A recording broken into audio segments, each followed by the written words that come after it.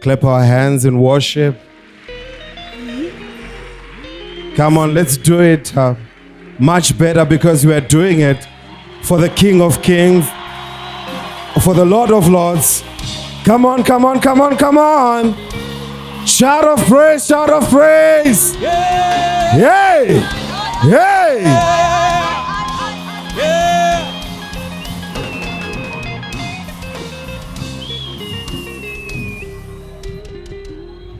Oh, yo. Oh, yo. Boo. It's an amazing time. I think you can see for yourself that something is about to happen in this place. Your joy is selling you out that we are up for an exciting moment.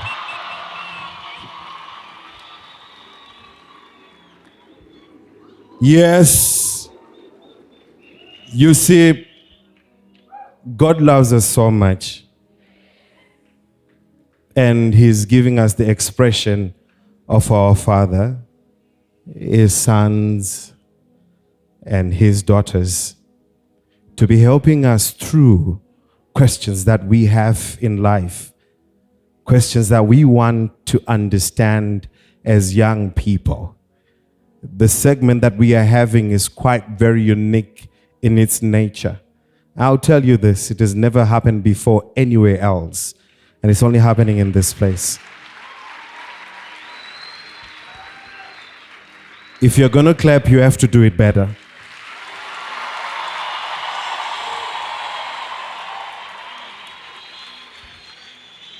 So, in order for me not to forget exactly what I wanted to say because I'm too excited, I had to write a lot of things down, hoping that I won't forget, but I'll try to just speak. If you see me peeping on my iPad, it's because I've forgotten out of excitement. And I believe you also are excited because you really want to know what's about to happen, right?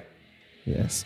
So what is about to happen is that this is a couples discussion panel. It's what? A couples discussion panel. So we have veterans that we have today, men of God, women of God with us today that have been in marriage for a long time and they have enjoyed. Please, you can take your seat. People of God, we can't keep you standing. So what's happening right now is they're going to be helping us understand the questions that we young people have, that we always say, how do I get to know this person to be my partner? How do I get to understand, men of God, that am I allowed to kiss my boyfriend?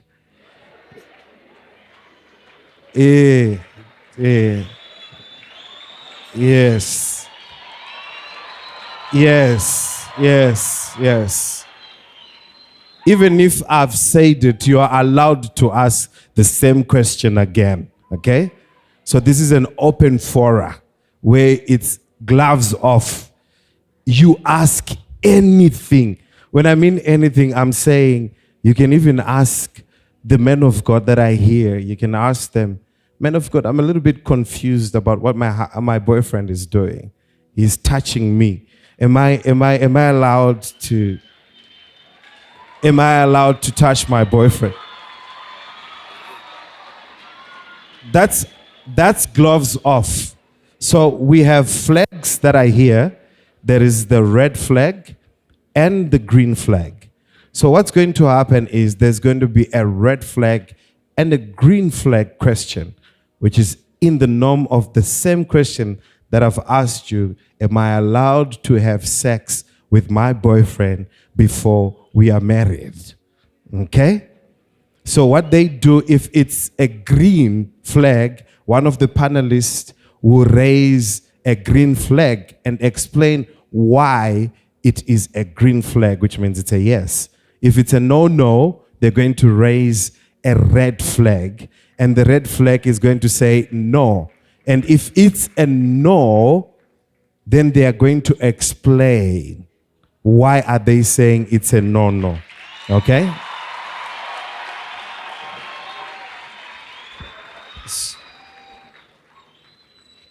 So this is an opportunity. You could sit down. You could sit down. You could sit down. This is an opportunity that is exquisite.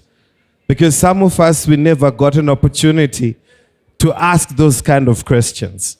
But you as a generation, you have been given an open platform to say exactly what is on your mind because of the things that we are meeting on social media, the influences that we are coming across. So ask any question because mics are starting to rove around and you're going to ask. But let's start also, people of God, to realize something that is very important. This is a moment that is going to define your life and your understanding of relationships. Some young guys here, they're having certain problems. Probably you have a problem of someone that you know that is suffering from masturbation, was doing masturbation. You ask all about those things, and they're going to come out. If it's a question about abuse, right? You can ask. We are saying any question. Come on, let's say it. Any question. So we have a remarkable panel today. We have Pastor Knowledge and Nyasha Mangezi from Kwekwe, all the way from Bizo. Is that Kwekwe there? So do justice, Kwekwe. It feels like Kwekwe is occupying the whole place. And this is Pastor Mangezi and Pastor Nyasha. They have been in marriage for 8 years now. So they have gone past their honeymoon phase, definitely. And they know what it is to be in a relationship as a boy and a girl and as a husband and as a wife. And I believe one of you is a counselor. All of you are counselors, right? And that's the beauty of this. It's because we have counselors around us, okay? And next to me, right in the middle, all the way from Harare, Westgate Zone. It's sounding like there are a lot of people from Westgate in here. Come on, Westgate. Are you there? Say whoo. So that's Westgate for you. You can feel the sound and atmosphere, okay? So we've got Pastor Tofadwa and Tatiana Makandiwa.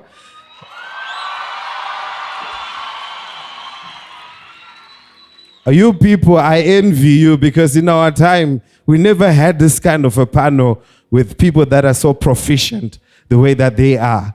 And they've been in marriage for over a decade now. That's a lot of years. If you ask me, I think I'm only 3 years in. And I think I'm a novice. I actually go and get notes from these people that are legendary gurus. So let's just clap our hands and welcome them. So next to me is a man that needs no introduction.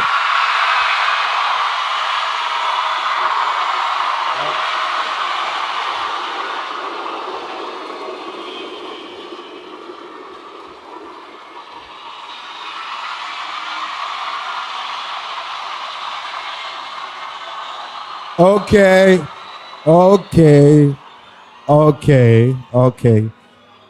Come on. He's not singing today.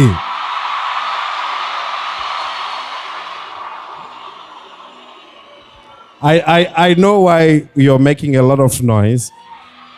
It is because he has got all the US dollars in his pocket right now, straight from USA. And he's not going to give any of you, even if you shout.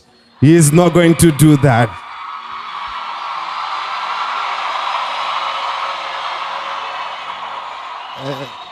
Well, so with me here is Minister Michael and Wimbai Mahendere.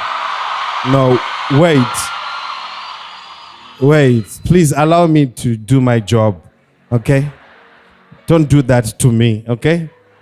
You're my friends, don't you know that? Okay, so I have Minister Michael Mind as well. He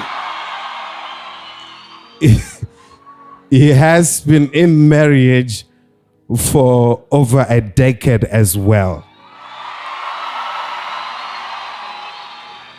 So if we join the years of the people that are here, we have a lifetime of experience that is sitting in front of us, ready to help us, ready to assist us, and ready to tell us things as they are. We are getting real with the people of God right now. If we may have our first question, I want to urge you, people of God, ask even the question that I even said. You are allowed to ask it. Amen.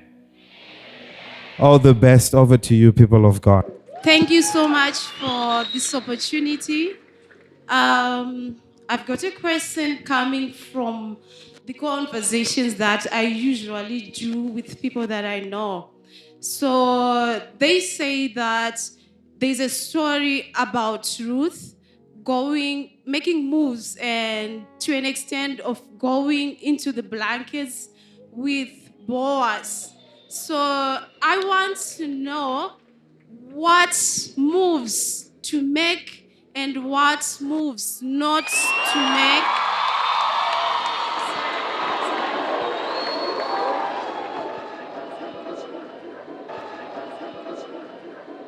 Yes, Lord. Because she went to the extent of going into the blankets.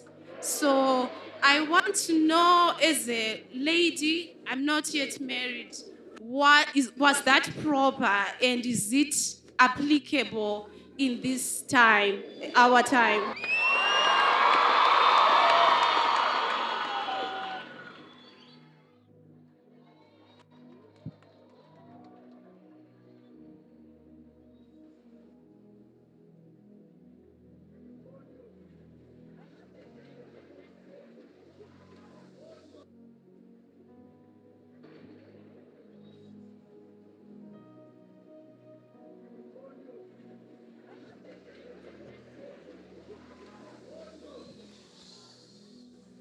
Thank you, thank you, thank you. It's an honor to be here.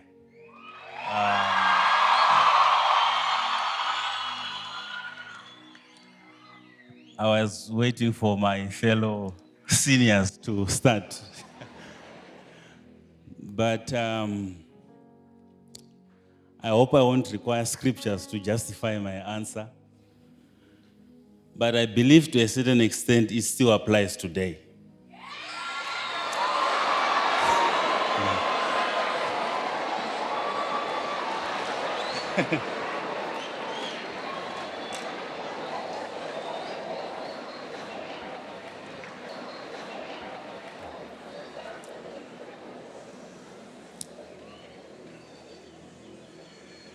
Okay. So the reason why I say to a certain extent is because I believe for someone to approach you, he has to see you first. Is that correct? Unless you want me to dream about you, God come and tell me about you, I have to see you physically somewhere. So the issue of positioning is very, very critical, and I think it still applies today. You can't expect someone to approach you when you're always hiding away from that person. Somewhere, somehow.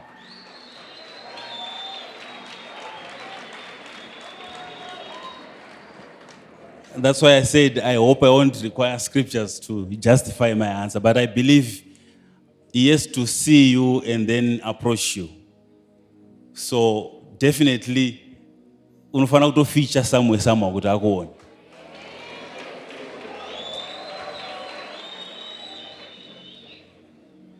If you wanted me to justify it with scripture, I will take you to the story of Gideon. God told him to select soldiers. It was in the time of war. God told him to select soldiers. They wanted to fight. And then he said, take these men to the river. Look at them as they are drinking water. And he said first, vanotya ngavadzokere kudzimba. Make an announcement to your army. If there is anyone who is afraid, ask him to go back. And thousands and thousands of warriors went back. And still, vanga vachangowanda still. And still they were very numerous. And then it says, God says, take them to the river. It shows that it was already time of war. That part is very, very critical. So now, ask them to drink water, analyze. Waonona achinwa mvura akaisa musoro mumvura, achinwa mvura akanyika musoro wake. Akatarisa pasi like this. Who you see drinking water, lapping it up. Set them aside. Wamunoona achinwa achita mvura yekutora neroko rwake achisa kumuromo kwake. Set them aside. Whoever you see cupping the water into their hands. And there were only 300. And God said, with these 300, I will give you the victory. But if you really analyze it, you understand that the reason why God said, take them to the river, He wanted to understand, He wanted to see if they understood the times they were in. Because during this time of war, you cannot be drinking water and your head is right in the river. You need to be taking water with your hand, put water in your mouth, look around, lest an army or an enemy attacks you. So, I'm saying this to indicate the importance of time. Whatever you want to do, you have to understand the times that you are living in. You cannot be drinking water like your grandmother drank water. We are in 2020 what? There are certain principles that are applied to our forefathers that may not be applying to us today. So, I don't want to take too much time, but my advice will be, look at the time. There's too much competition nowadays. If you behave like a grandmother, you will stay alone forever. Thank you.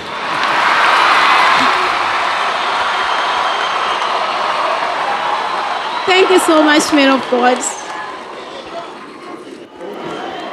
I want to ask a question again. Sorry, sir. My sister, were you answered? Were you saying, are you supposed to enter into the blanket? Yes. Physically entering the blanket? Yes. Oh, man of God, she's talking about entering the blankets.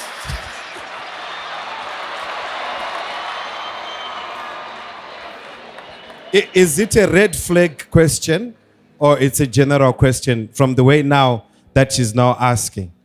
If you want to take it literal, entering into the blankets, then for me that's a red flag.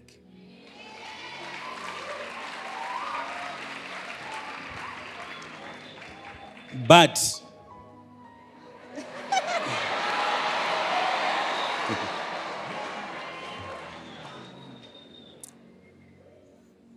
don't enter into his blankets before you get married. Simple.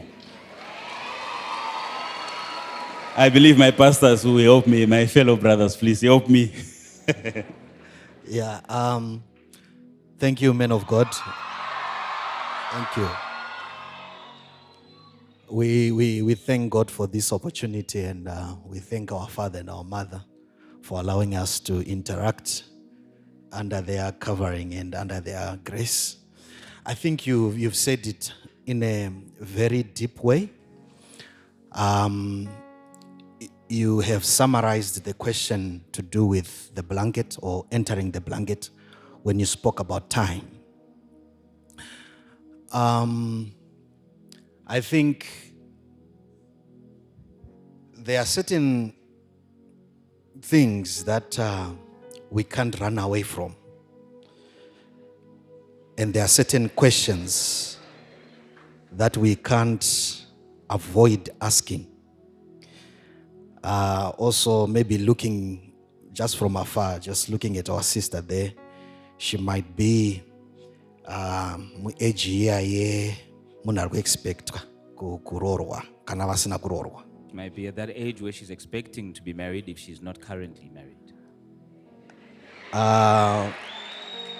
If she's not married, yes, that's what I'm saying.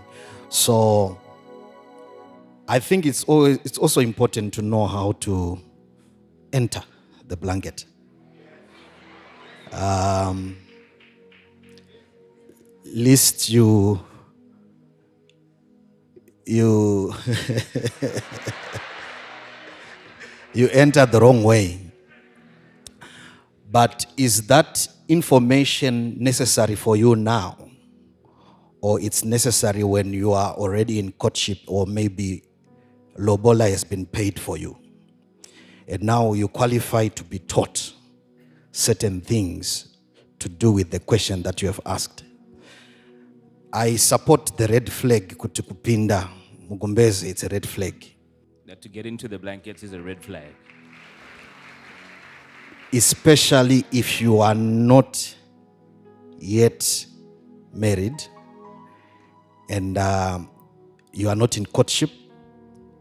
But there's a time when, like the man of God said, it's all about the time that you are in. There's a time when you are married, you are expected to be taught or to learn how to approach the blanket and how to open the blanket and how to enter in the blanket. Lest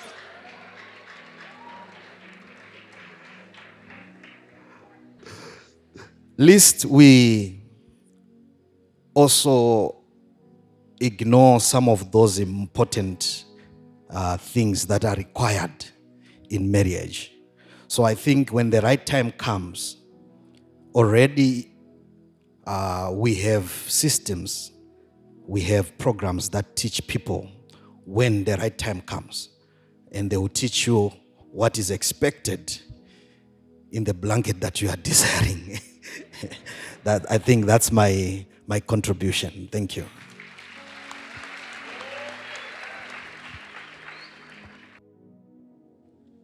Good evening, my highly esteemed pastors, and thank you so much for this opportunity.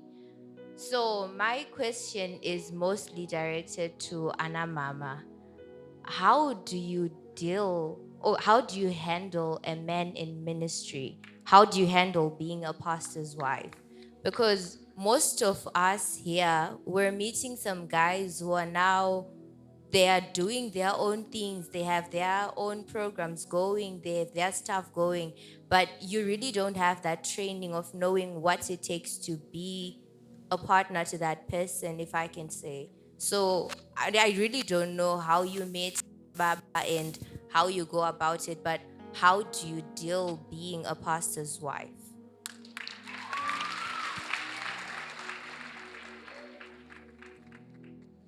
Can I ask for clarity? Can I ask for clarity on that question? She said two things, sir. Our esteemed partner. She said, how do you deal, if I'm understanding you, I'm saying this so that you can specifically get answered, okay? How do you deal being a pastor's wife? Is it because you have met a boyfriend who wants to be a pastor? Number one. Or what is it exactly that you want to understand? The steps to marrying a man of God, identifying a man of God, a man in business. What exactly do you want? I want us to go straight to the point and nail what is on your heart so that specifically you can be helped. All right. So all the guys in my life that I'm meeting, a person that I start talking anyway is a pastor. Every week. So don't understand, is it a sign that I'm supposed to be a pastor's wife or what? I don't know. I just need clarity.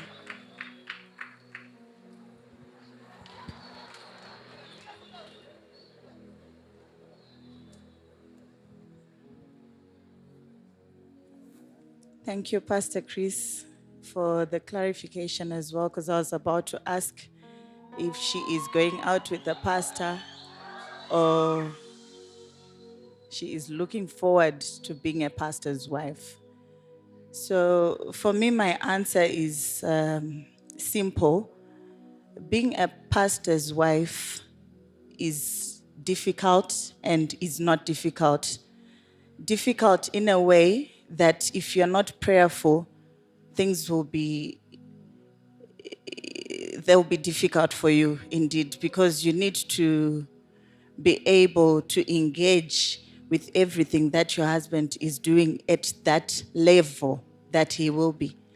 And if you're prayerful, that means you're able to equate yourself with whatever situation that you're going to come across.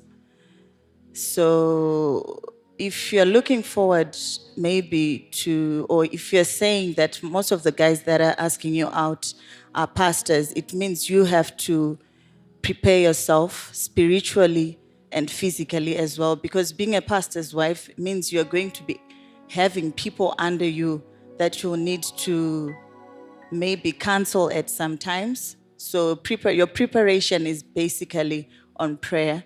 I don't know if my sisters want to add on anything. Thank you.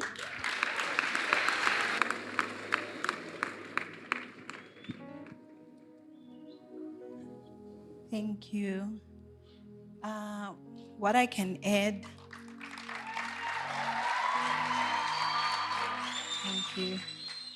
What I can add to what my sister said is first know yourself and make sure you're compatible with the person you want to be married with. Because I believe you're not marrying his ministry, you are not marrying the pastor.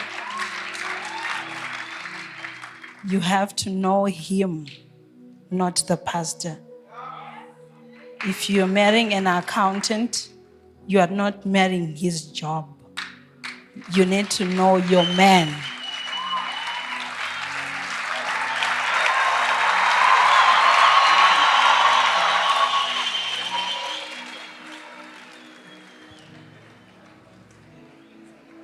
Ministry ends at church sometimes. When we are at home, it's him and me. He's not a pastor when we are together. So I believe make sure you're compatible and know him and love him for him, not his ministry.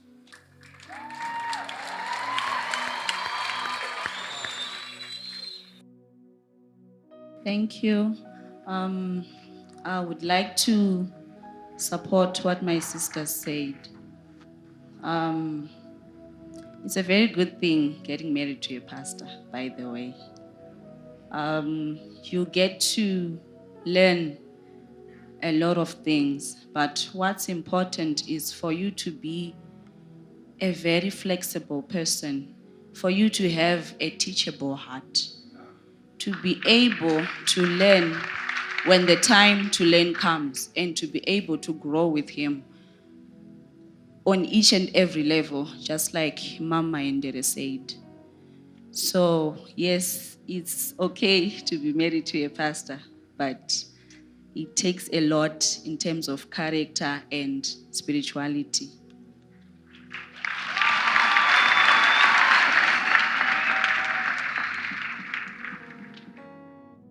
I thank you for this opportunity. My question is on fornication.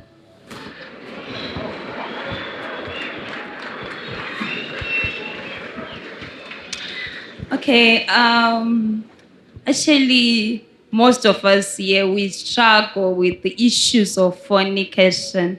So, I wanted to ask, how, like our father once advised us to flee from fornication, but it's not easy.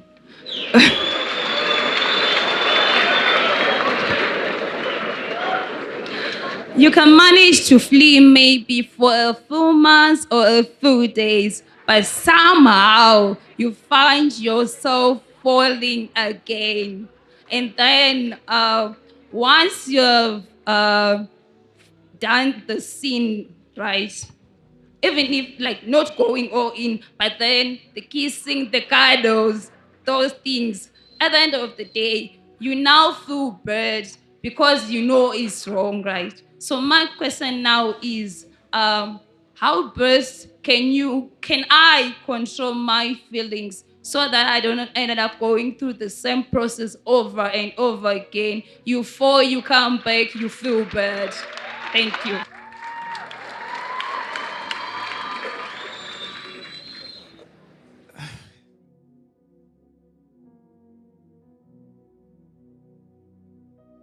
Thank you. I want to thank God and our Father for this opportunity to be here. It's so interesting, especially hearing these kind of questions. But I want to say something, then I will leave the other part maybe for my brothers to support my answer. Fleeing fornication, these are the teachings and this is what the Bible says. Meaning to say, one way or the other, you have to keep on fleeing.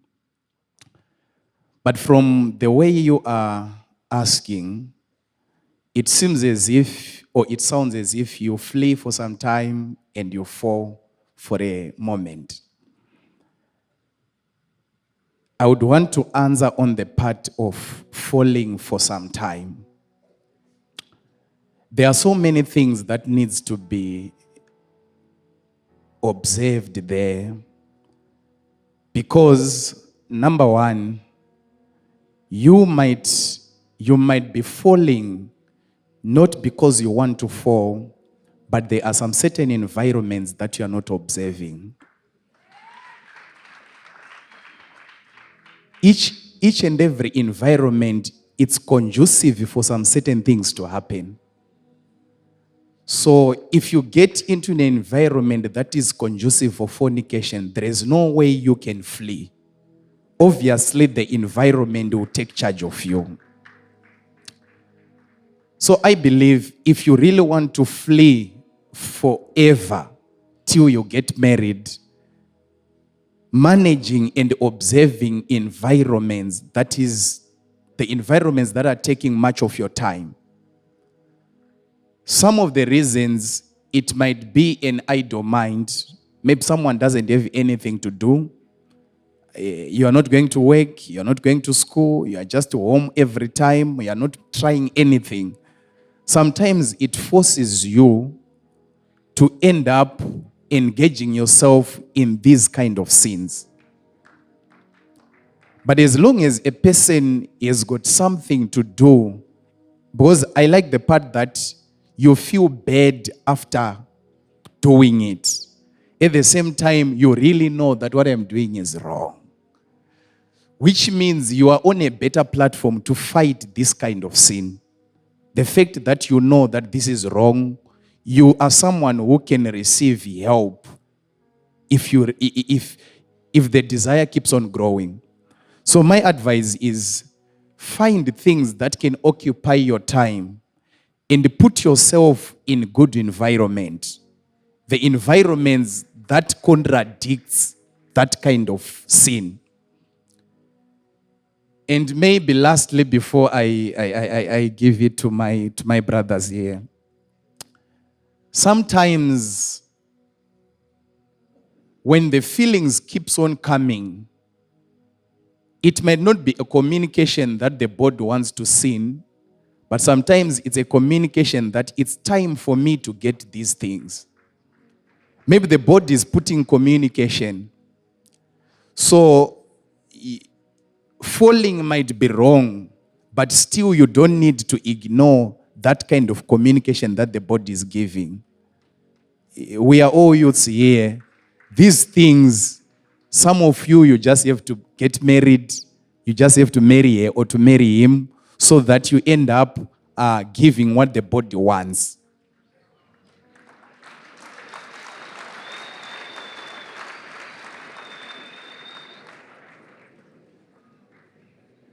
So I think if you manage your environments, if you can manage your time, and also if you can work towards that area of being in marriage, these kind of things, you can manage them. I do believe that some of the reasons why we are married is we just wanted to flee from that kind of sin.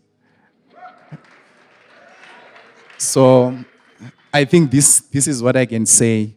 I don't know, my brothers, if I...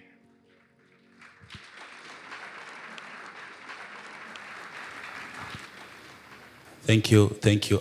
Just to add on what the man of God has said, definitely the issue of environments. You really have to manage your environment. That's a powerful that we just received. But just to add on to that, some of us, we believe the easiest way to flee, personally, or we got married early, got married young, because this lady was too attractive for me.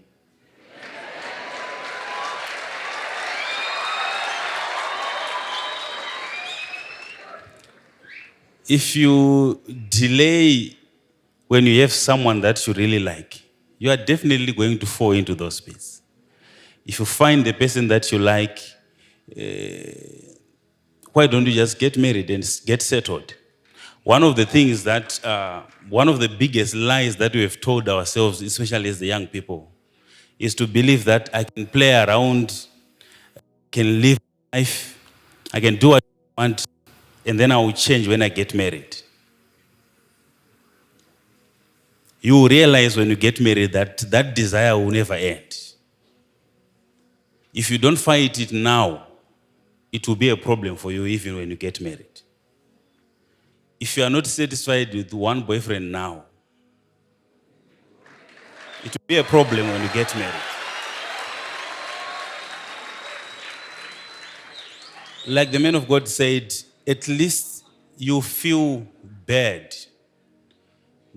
I believe in the complete surrender to the Holy Spirit, especially as young people. You really need to ask the Holy Spirit to help you. Because we can preach good, we can make PowerPoint presentations on how bad this thing is. But when you are there, we won't be there.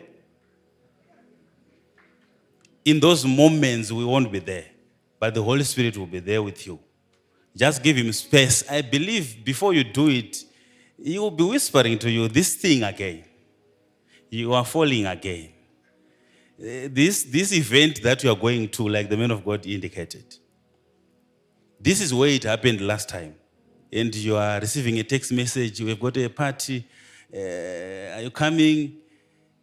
Before you even leave your home, you know exactly what is going to happen there.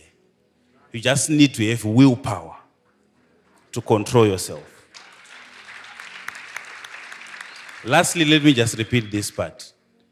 If you are struggling now, don't think marriage is ever going to heal that problem. You need to start fighting it now. You need to start controlling your emotions, your feelings now. So that even when you finally get married, you will enjoy your marriage. Thank you. Maybe just to add on what the men of God, my brothers, have said. There's a scripture that I always use, Psalm 103, when David says, "Bless the Lord, O my soul, and all that is within me, bless his holy name." I realized that David wanted to bless the Lord.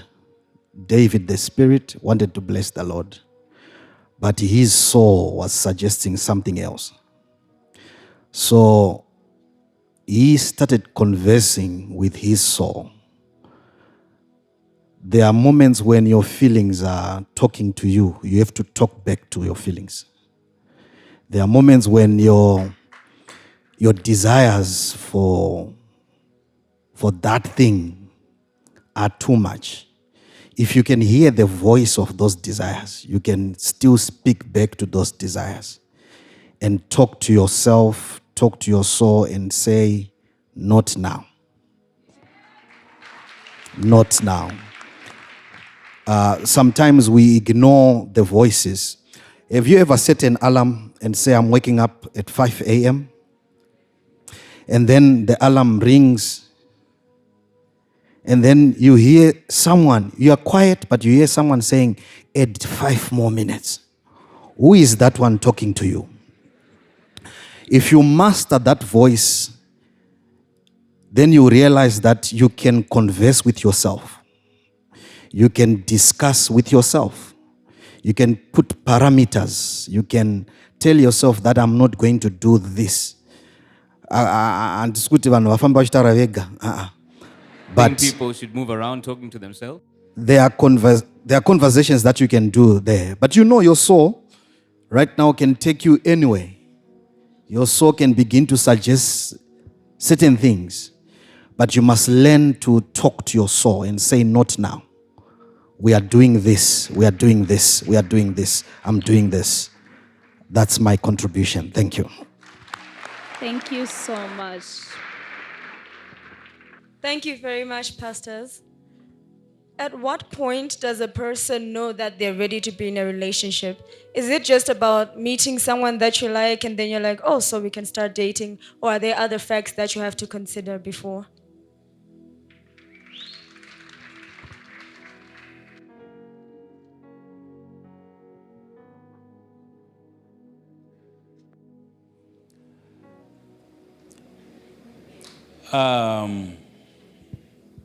I believe it cannot be the same for everyone.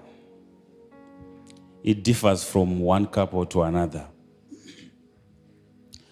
But what I would encourage you to do is, if it's possible, find yourself first before you get married.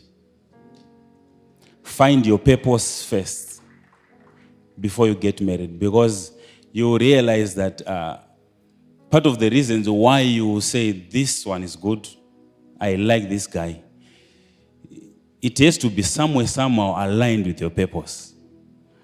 Otherwise, if you marry out of your purpose, you will have a problem. So if you can define yourself, know who you are, and you meet the right person, for me, I don't really consider age, but I consider maturity.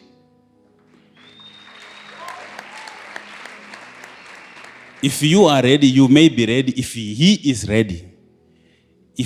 ready to take on that responsibility, then I don't see any reason to wait. Otherwise, we have problems like our sister was talking about there. So if you find yourself, you know who you are, so that when you're coming together, it's two people whose purposes are properly and well defined. You will not have any problems. So dates and years will not really matter. What matters is who you are, who he is. Are you ready to take on this path together? Once you are set, then I don't see any problem.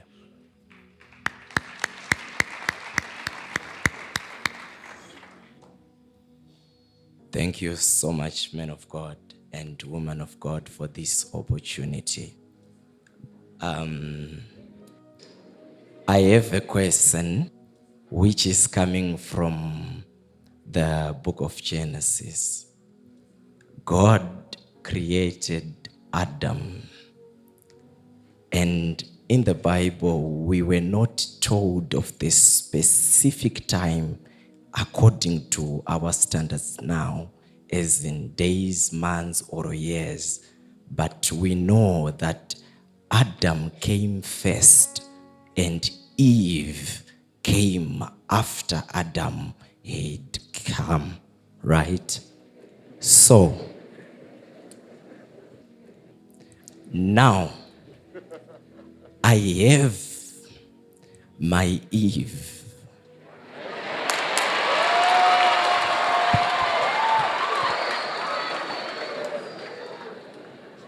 Because from the book of Genesis and even from the teachings of our father and our mother, we are taught about compatibility with your partner.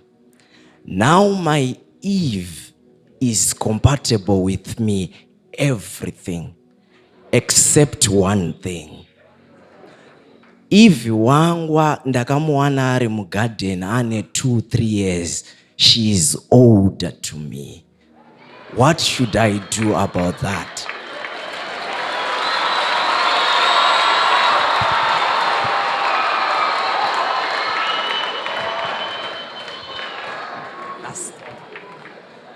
Thank you.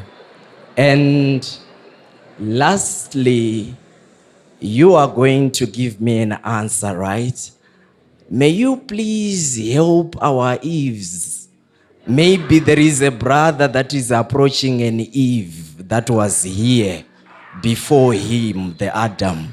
Mubatsire anzwisise. Help And her to according understand. to your answers. Thank you so much.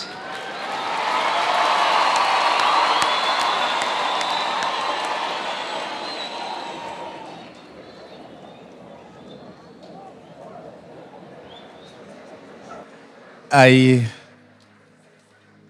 like the voice and the energy that you have. You really sound like an Adam with a big garden.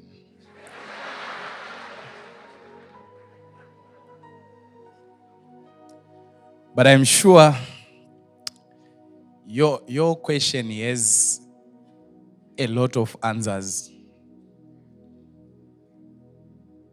At the same time, I do not want to argue with you that Adam came first before Eve, and Eve was created after Adam. That part, I think we should not debate on it or even argue on it. But I would want to come back to what the man of God once said as he responded to a certain lady that was ahead of you. He spoke about finding a purpose first. Then you know the kind of men that you want. So I'm coming to support again the compatibility issue that you spoke about. Maybe the issue of putting numbers there, how old was Adam, how old was Eve, might complicate a lot of things. Yet, the major issues are on compatibility, and is she aware of her purpose? Are you aware of your own purpose?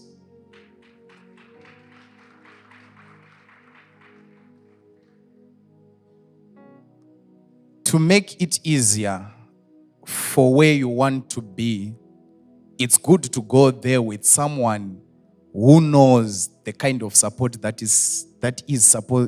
she's supposed to give to you. So I think the issue of numbers there, it matters to some extent. But to me, to the greater extent, I feel like let's talk much on maturity and purposes.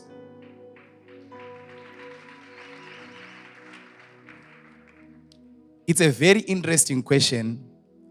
It can raise a lot of hands and questions and contributions.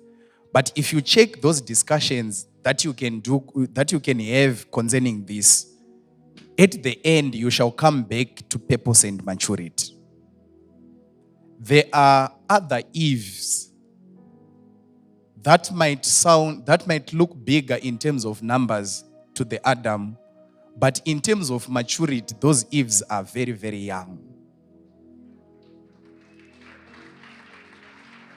At the same time, there are also Adams there who look big in terms of the numbers, the age. When I'm saying numbers, I'm just talking about the age that you are bringing in there. He might have a metal ID, but if you listen to him speaking, you will see that this guy, he sounds like he has a plastic ID. So the issue of numbers there, it might not really matter. If the person, maybe to come to the modern language, if the person is attractive to you, you cannot be attracted to that person if you are not pleased with her. Meaning to say, you ask, when were you born? Ma kutofambidzana. But chakatokusvitsa wanga utomboattractwa kudhara. You will ask when she was born, when you're already in some sort of relationship, but having already been attracted to her. So it also depends with your own understanding. If you feel like numbers matters, then consider it. But what I'm just saying is purpose and maturity will work much when you are in the marriage now, more than the numbers that you are talking about.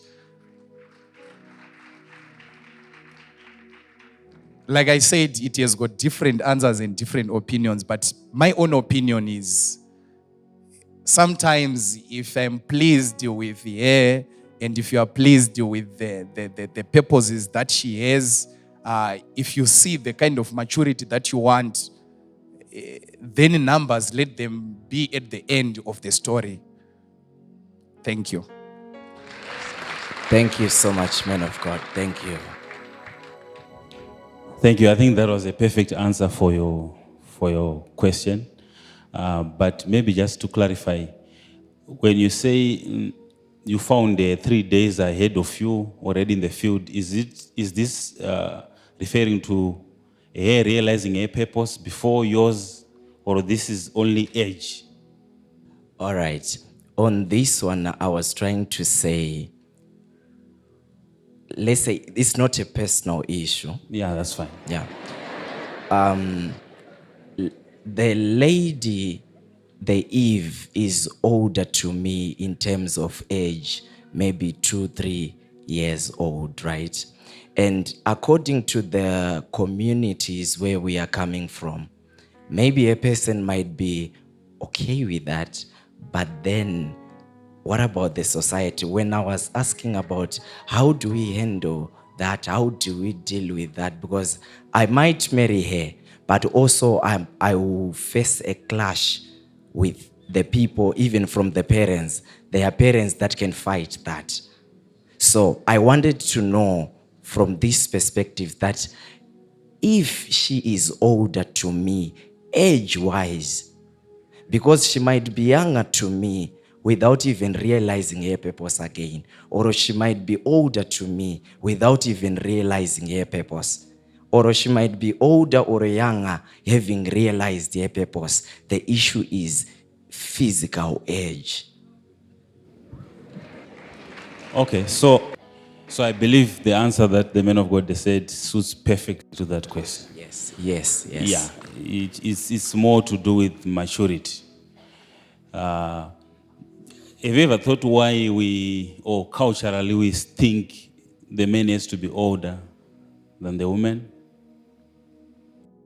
I think the biological factor whereby there is, should I say biology or chemistry, that says a lady grows faster than a man. Yes. You see, so we don't want to spend too much time on that. But I think you have to be man enough to know what you want and stand on it. If that's the lady that you want, who cares what the community says? That's your wife, that's your wife.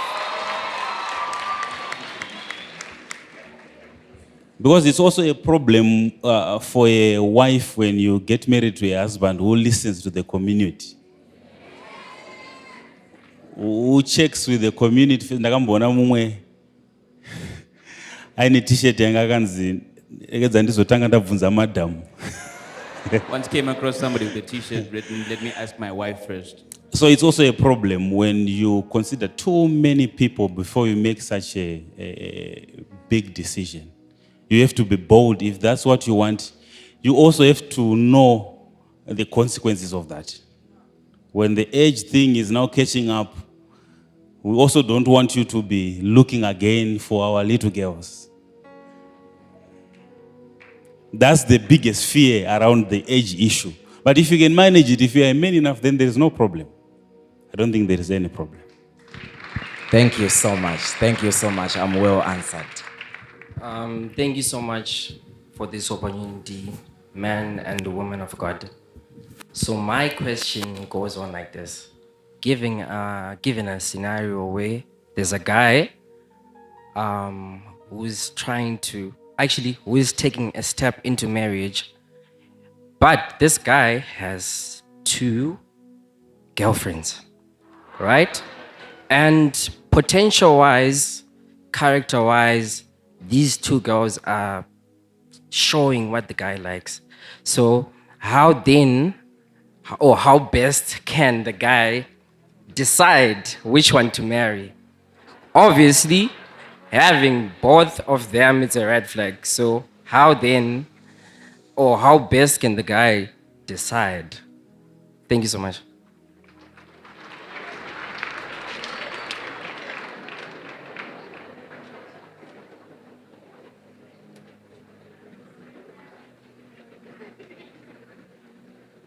All right. I think in short, so that I give Minister a chance, I don't believe there are 2 ladies who behave the same.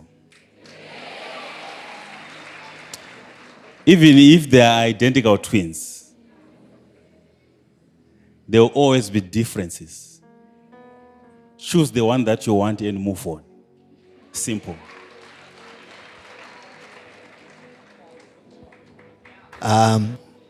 I think you have said it the right way, man of God.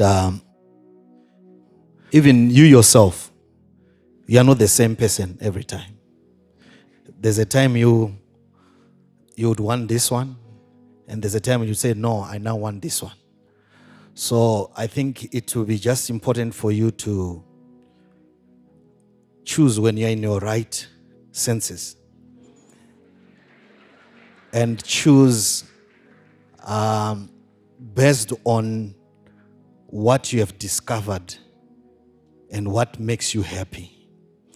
And just supporting what the man of God has said, people are different. They will never be the same. As much as you cannot be the same person, you are changing here and there. So you have to choose when you are in your right senses. Choose one. Thank you. Thank you so much. Good evening. Thank you, pastors, for this opportunity. Well, I have a series of interconnected questions. So, is it acceptable in Christianity to have a crush? Is having a crush a sin? If so, where do we draw the line? Because my Bible told me that if a man looks to a woman lustfully, he has committed a sin.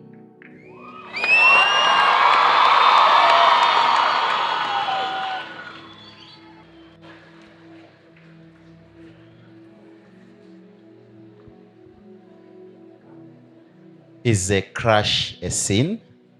Is it similar to lust? So that's the question.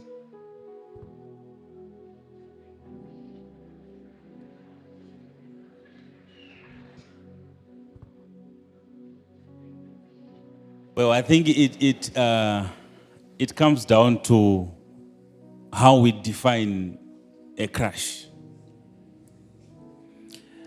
I don't think it's the same thing, and I don't think it's a sin, because, at least my own definition of a crush, I don't think that's a sin. You are looking at someone and you are feeling some butterflies. It's a natural response. Like what the man of God once said, it's your body trying to communicate something to you. It's natural. So I don't think that's a sin. That's normal. That's normal. Those test, like I said before. That's what caused us all to marry young. So I don't think it's a sin. It's a natural reaction. It's a normal. Do you know that, especially nowadays, it's something that even your parents are praying for?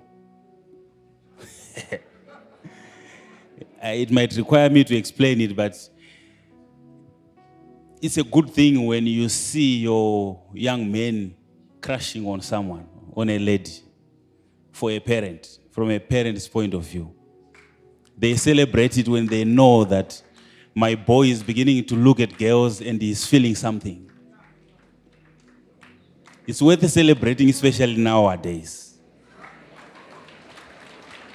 Okay, thank you.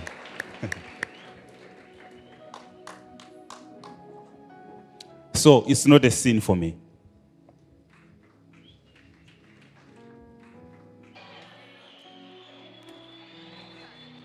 Sorry, man of God.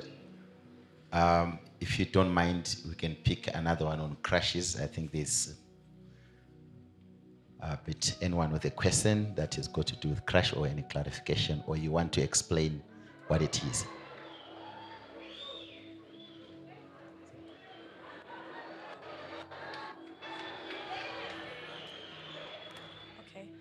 Thank you so much for this opportunity. So, as she asked this question, I was just thinking to myself that maybe it also depends on why you have this crush on the person. Like you were saying, Father, that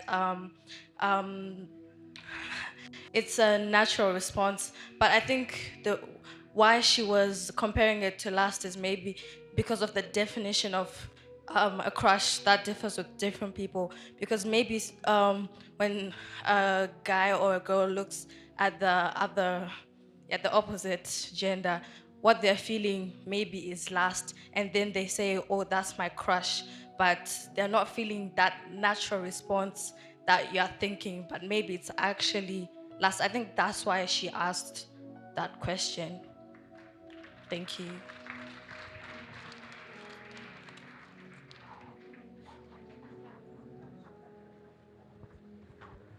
Anzi unongochinzwa kuti uri kutochiva chaizvo kwete kucrash. Said you'll be feeling that you are actually being lustful and it's not a mere crush. Okay, so please allow me to speak in the vernacular language for me to emphasize properly. So, even Donya said the crash, like personally, I've been crashing on this guy since Sunday school. And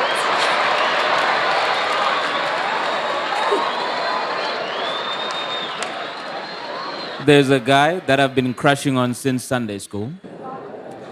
so, Mkamanaka, forgive my voice. He's very good looking. Yeah, we've had some ups and downs, but the guy seems like the feeling is mutual. But for a lady to hit up on a guy, You'll be seeing as though the guy is taking too much time to approach you.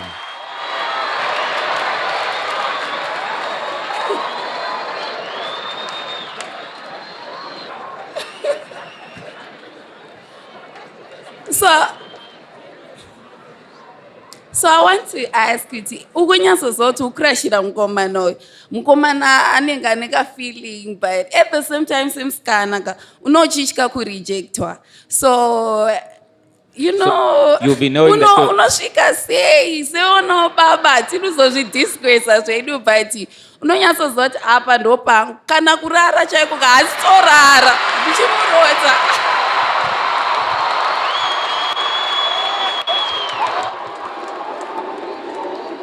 You'll be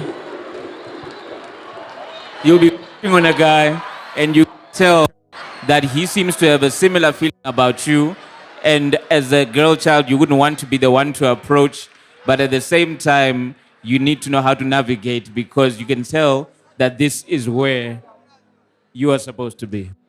So, mama, na daddy, please help us as ladies. Because wakomana mbyefa vanenge vachiganza ka isu tichivada.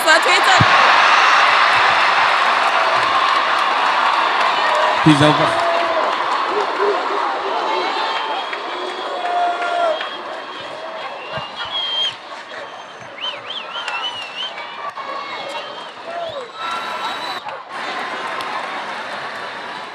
Please help us as ladies, because the young men from UFIC seem to be a bit fearful, but yet we want them.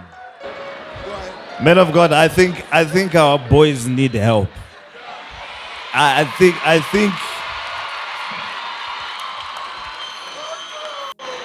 yeah. I think let me advocate for my sisters. I think our young men,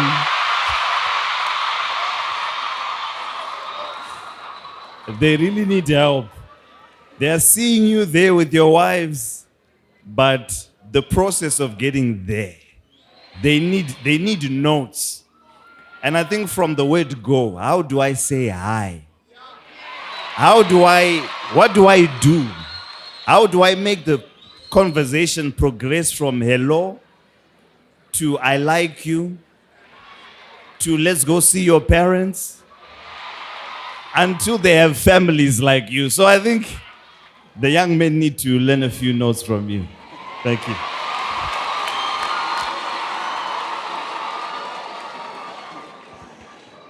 Thank you so much, man of God. Maybe we can take it a little bit further and hear from a few boys. Why are we afraid? Look at the sister there. She's saying, why is he not saying something? And imagine, man of God is... There's a hand there. Yes, thank you, Baba. I must say, I also have a crush of myself, and she's also here. But I want to say...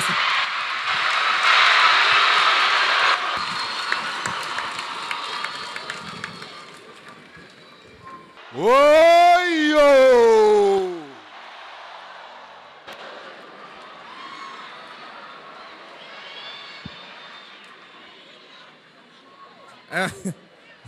I wanted to say, Baba, like, as a boy, you really like a girl, like, you really do like her that much. And you want to, like, express your feelings to her, right? But then you kind of get that nervousness because you know that, like, she's the one. But then you don't know how to really express yourself because you feel like if you go there and she rejects you, you'll be like, you'll be disheartened because you put all of your focus on her and you really want her to like notice you because it's like she has eyes for someone else and you have eyes for her. So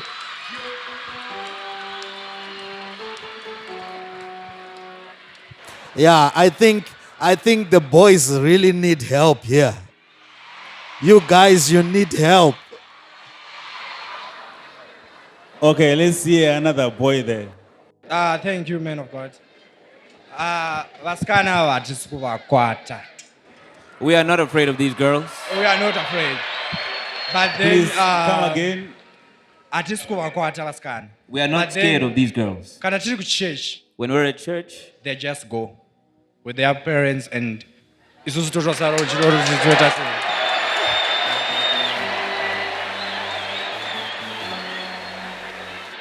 after the service, they just disappear and they go with their parents. I think. Can I speak for the ladies just for... But like here, our father said, parents stay home. We just want to be boys and girls. So that argument for now,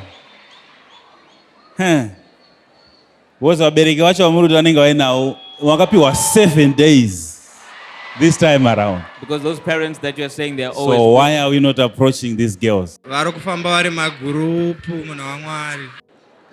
I don't think so. I think vakomana muri kukwata zveshua muri kuvhunduka because you can't. I think young men, it's true, you are actually scared of these girls. You can't give an excuse yekuti vari kuenda after the service. While they're in the service, you can't get their number. It's not that kuti they're not available. You are not availing yourselves. Muri kutya. You're scared. But I don't know, men of God, you... Pastor T, you once responded to a girl that was standing there. She touched the issue of Ruth and Boaz. In Men of God, you spoke about positioning yourself.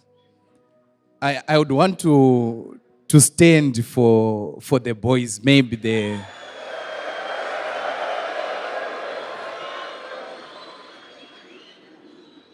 Because Men of God, you boys, you are here. You can imagine he's telling you that I have my crush here. But you know that at some point, men of God, I feel like these boys, they might try their moves. But sometimes the girls, they spiritualize this thing too much.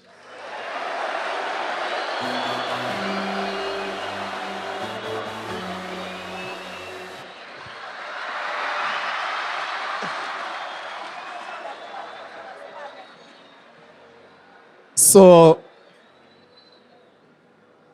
like what my mama and Dere said there, you can get a number in church. These boys, sometimes they try to greet a girl that they are seated next to. And the girls, they ignore. They just do prayer.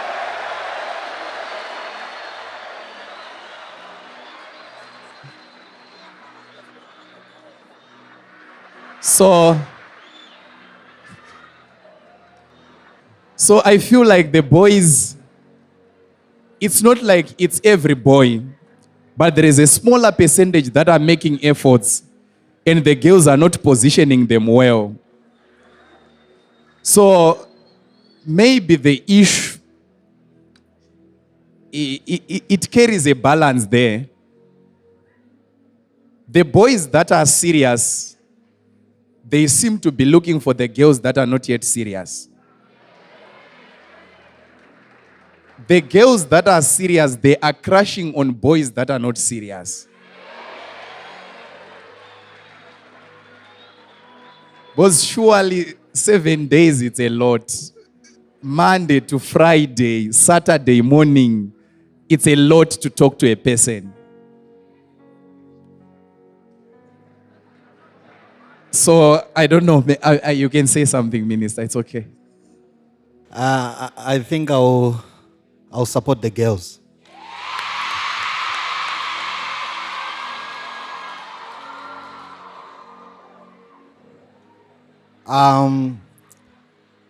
This is an insult to the brotherhood. How can you say you are afraid to be rejected? How? Are you telling me that you are not men enough to convince to pursue? Kubhilivisa kushikira zvaita. To make her believe in you until it works. You will be a man enough, but courage. You will be a man enough, but courage. Nemaline. You see?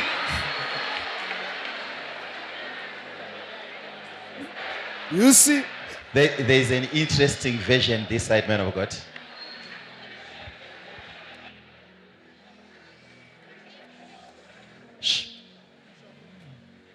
Thank you, men and women of God. Minister Ndruku secondary papo. It's an insult to manhood. True quarter, but chirikuti chikisa de each.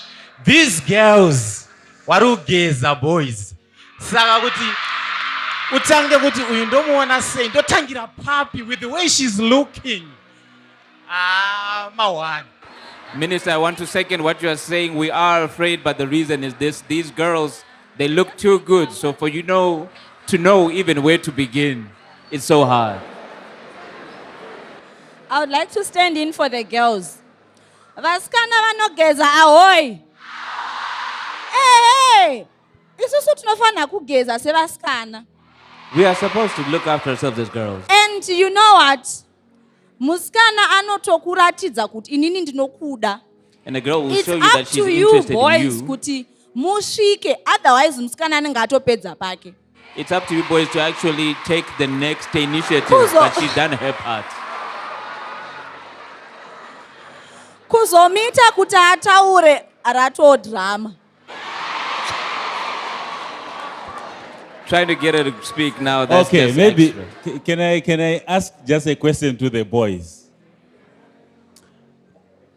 Isn't the pain of getting rejected better than the pain of then seeing her with another man? Isn't it better to just suffer once and shoot your shot. My apologies, men of God. Pastor Tafazwa, could you help us? Maybe, how did you get your woman?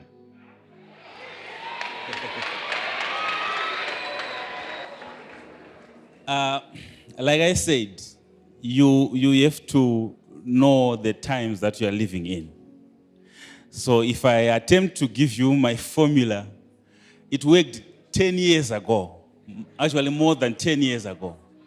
It might not work now.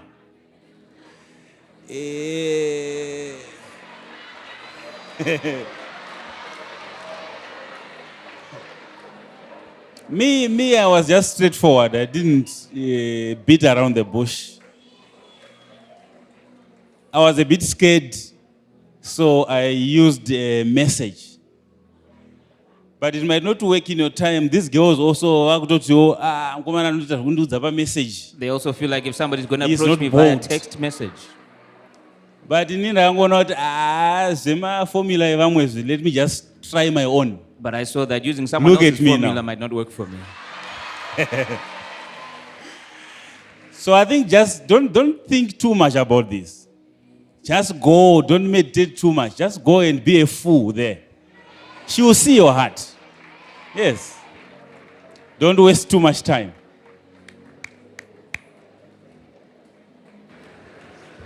Pastor Andrew would want to say something. Pastor Andrew would want to say something. All right, thank you so much, man of God. Thank you for this opportunity.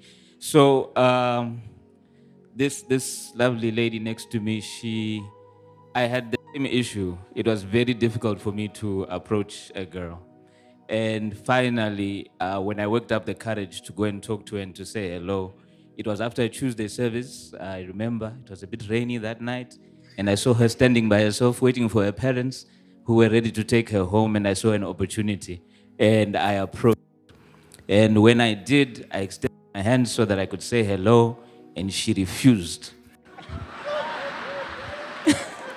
She refused to shake my hand. So I understand the pain of rejection because it was an interesting moment because in as much as that's for her, right?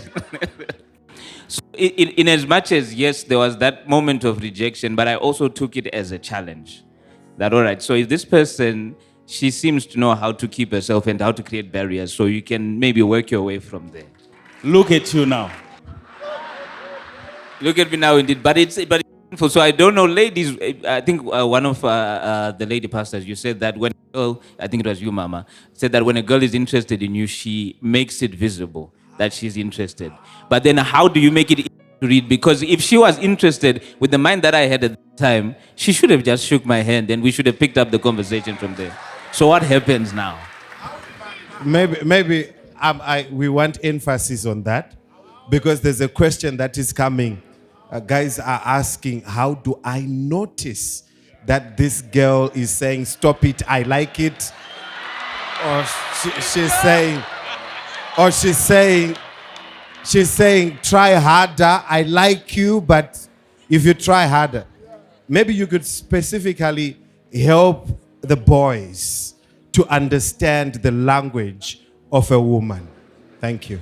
All right, thank you, Pastor. I think if she entertains you, in as much as she's saying no, she's saying yes. If she doesn't want you really, she will never entertain you. And there's also this thing about body language. Ladies know about body language, and you guys should learn the body languages of a woman. When she's saying no with your mouth, but saying yes with your body. If she responds to you, really she's saying yes. Especially these days, I don't think they vashoma vanogona kuramba vachiramba vasingadi. There are not many who can continue to refuse and continue to refuse when they really don't want to. I think my sisters can help me on that one. Let me tell you something. maformulas mukada kunyanya kumawanza. If you try and get too many formulas, you get to 50. For me, this is my first girlfriend. So I had no experience. I didn't even know how to speak to a girl. That's why I'm saying my formulas might not work in your time. But if you think I said something which is too special, my friend, you are lying to yourself. I just told her plainly. Those are funga. This is what I'm thinking. when I saw you, this is what I was thinking Azina makotsi, azina machirungu, azina There were not too many quotes. There was not too much English. traditional, just like that. No experience. That is but she understood what I was trying to say. She saw potential. And we agreed. Here we are. So I'm just trying to say, like that young man was saying, I get close. I don't have the courage to explain to her. She already knows your intentions before you even say anything. Make life easy for yourself and just say it. If she rejects you, that's fine. Move on. Look for another girl. Yeah. Because I'm telling you, you will be more hurt when you see her holding hands with another gentleman and you are busy crushing on her. My friend, check your time.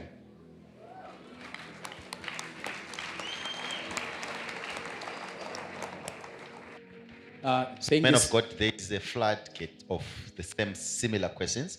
May probably to add, because there's one or two we had said the similar things, to the one that said Vaskana, they look more classier than the guys.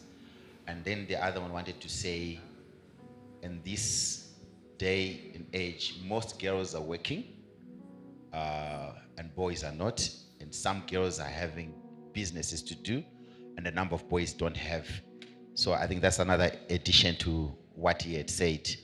I don't know how that will be addressed, whether it's helping, it's causing the fear. Thank you so much, man of God. I wanted to say something concerning the boys there. I felt like it's something that needs to be dealt with, maybe especially on this conference. It's not good for a man to talk about fear.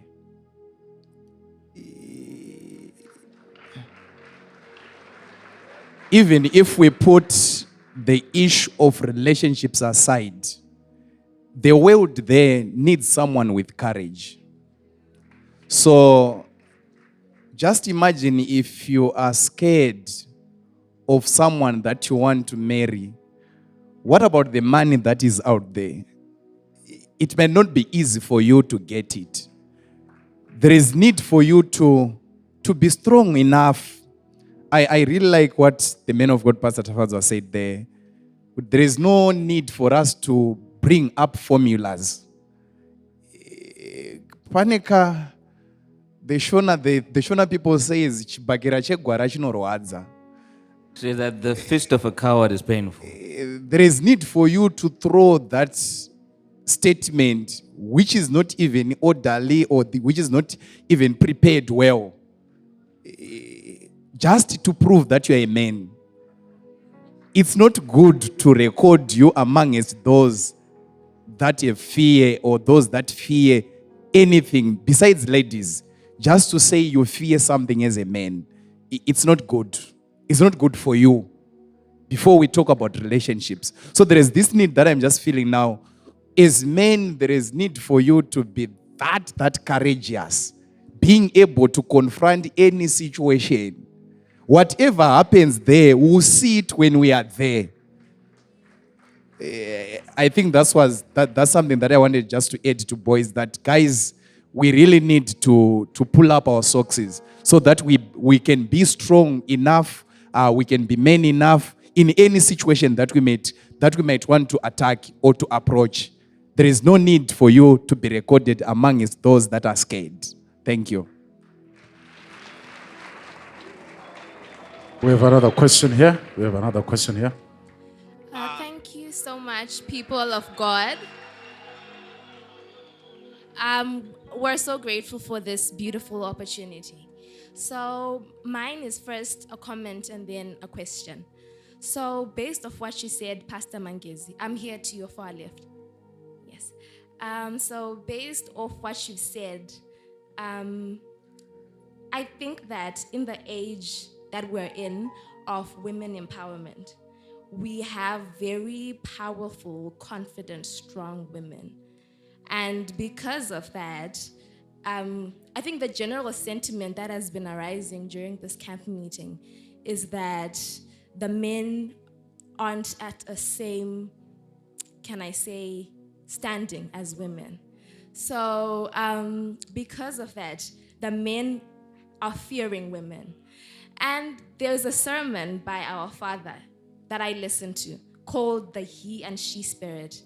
And he was talking about the female nature and the masculine nature. So in the modern day, that's feminine energy and masculine energy. So because of how nowadays women are strong, the men's masculinity has depleted. And as women, we want more masculine men.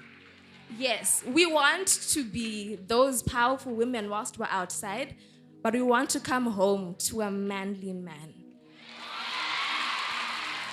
So it's both a request and a comment that indeed we need the men in our generation to be lifted up. And as women, we need to be taught once again that once you're functioning in your power, you get back in your feminine essence, and then you can have a beautiful relationship. Thank you. Maybe to couple with that question, to your far right, this gentleman will also add to couple with that question. Thank you so much, men of God. I appreciate what you're doing to us, your love, I appreciate. Mine is a different case now. I will try to use vernacular so that a lot of people will understand. It's not like I'm saying people are not understanding English. There are those who doesn't understand English. So I'll use vernacular.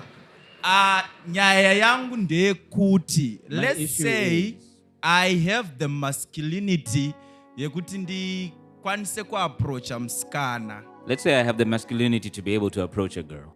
Ndatomuona wandiri kuda inini ne character yandiri kuda. Having seen the one who has the character that I desire. But aine character yandiri kuda kudaro. But having that character, akatozvi overrata akaenda pamusoro ari kuda munhu akatoita sababa kare. She thinks too highly of herself and she wants somebody who has already attained the level of our father.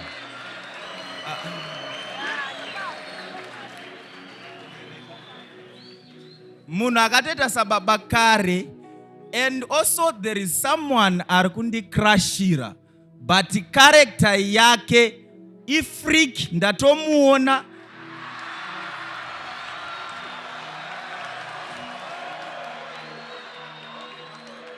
Oh, yo!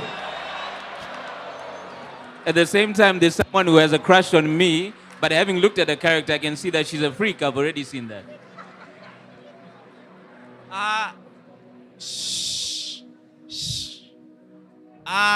Sorry for this. I'm already married. I married outside UFIC. I found someone and a character ikoko because vacho vanga vaine character muno vane vanhu vavari kutoda vakatosvika palevel kudhara. I married outside UFIC because I found that the people within UFIC have already, with the characters, have already got people that they are interested in, who have arrived at the level that they desire already. So how can we handle such an issue? yekuti vacho vane character yakanaka, the little percentage, that those with a good character vari kutoda vanhu vakasvika kudhara, asi I'm still in the process yekuenda kunosvika. want people who have already made it in life, and yet I am still in the process of making something of myself.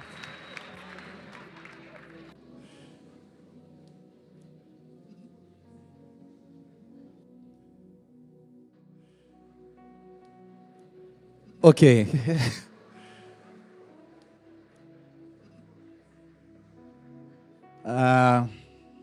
Thank you so much, sir. At the same time, thank you so much, my sister there. The issue that you are raising, I like the part where you are talking about characters there. And you are saying those that you want, maybe you are speaking on behalf of your young brothers. Those that you want, they have the people that they want also. I heard a certain joke that said, the person that I want, the person that I wanted, he no longer wants me now. And now I also want someone. He was just trying to explain the part that the person that I want, he has got someone that he wants also. But maybe the issue that you are raising, that these guys, they also want a person with some achievements in life. Maybe where you are not yet there as a guy. But to me, I would want to give you a short answer there. Number one, if a person is good in terms of character, and there is someone who is not yet there in terms of character, personally, I believe love is patient, number one. Number two, why don't we focus on the potential? Because truly speaking, getting someone who is perfect, who perfected, yeah, some of these people, they are perfected by their experiences. She's coming a very long way. Now she knows how to behave when a guy comes. There is someone who is still new to these things, who doesn't even know how to behave when he's talking to a guy. But that young lady carries the potential that you can nurture to be a better girl. Then the issue of levels, say they want people who are like Baba already. To me, I wouldn't want to call it a level. It's just little, and it's just lack of understanding. Yes, there are people who are there, who are up there already. But I tell you, sometimes you don't enjoy much. If you ask those that are in marriages, if you get married to someone who is established and he has got his own things before you, there is this day where you shall be told that you came here and these things were there already. So the issue maybe that was once raised by my pastors here, the issue of purpose, the issue of maturity matters every time. So you have to see if this person can be nurtured, or can he be nurtured. I remember Baba once talked about kuweza domborako. Mastering your stone. You took her, or you can take her as she is. Then you start to walk with a person bit by bit till she gets to the place that you want. We are not saying approach her today and marry her tomorrow. You can approach her today and you can walk the journey together. And in that journey, you can see that is he changing? Is he changing? Is he someone who can change? Is he someone who is willing to learn? You can discover that as you are walking together. But for you to say, the people with character, how do you see someone's character if you are not in his or her life?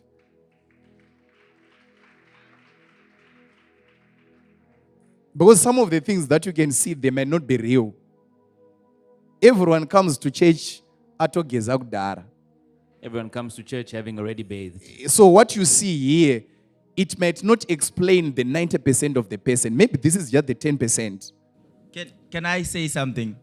Let's say, because as for me, before I get married, I was looking at someone from a distance and taking an introspection into her life daily for a long time.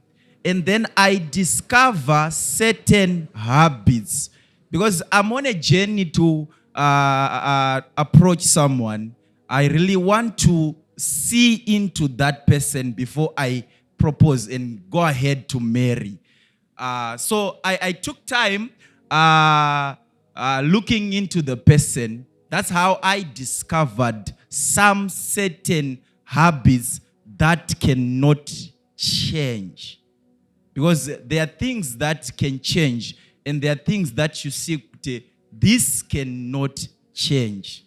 Like, sorry to say this, I'm not attacking anyone. Like the issue of sleeping around.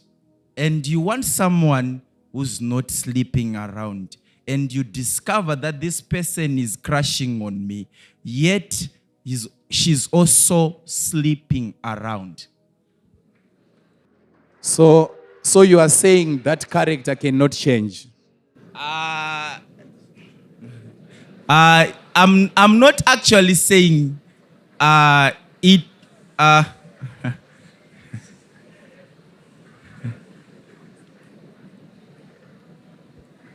Well, I'm not actually saying it cannot change, but in my capacity, I say it cannot change. I want to personalize this.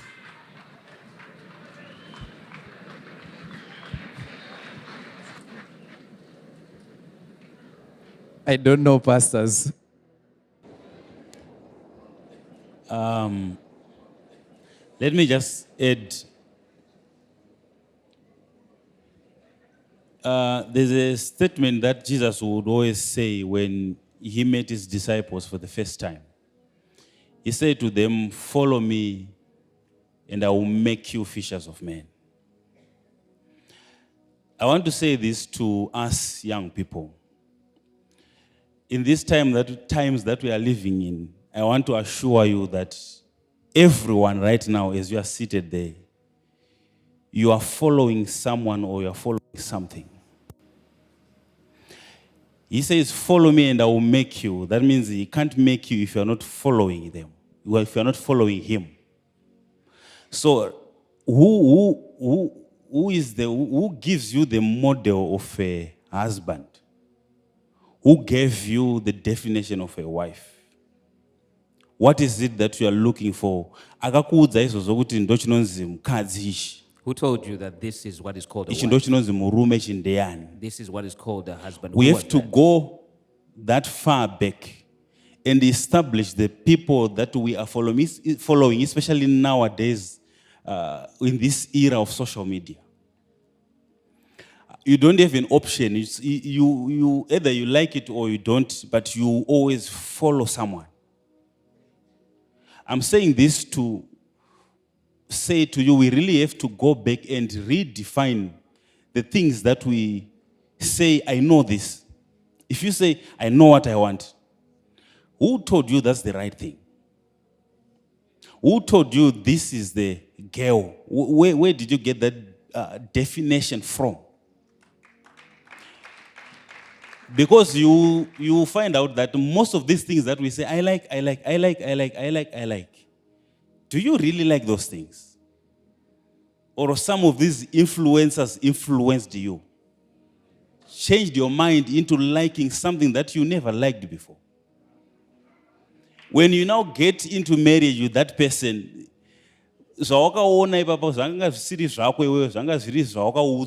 What you saw I'll there give you an wasn't even example. intended for you, but it was what someone told you was for you. There's someone that I know. So we were discussing, he was constructing something. So he was looking for ideas for a jurao. So we moved around looking at people's houses, people's jurao was trying to get some ideas. And we couldn't find it. And then one of these days I'm at his property and then I said, "Give me a pen and a paper." let me just design something. And then I drew a diagram, very nice jura with lights and all the decorations. To me, that jura was coming from my head. It's me designing right now. Only to realize on my way back that that jura is right next door to our house.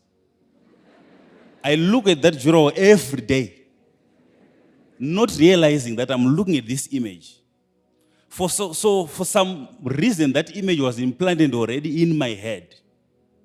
So the decision now that I'm saying, I like this is the design that I'm coming out with. Is it really my decision? Or these are ideas that are being thrown at you every day? You open your page, there is an ideal woman there. What the world says, this is beauty. And be very careful lest you take on those definitions and you make them yours. You then realize when you get into marriage, you married someone that you really don't like.